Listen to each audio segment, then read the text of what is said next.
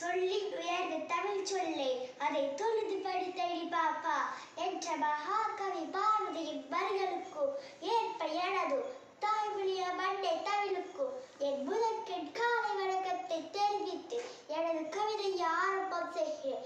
கவிதையின் தலைப்பு தமிழ்.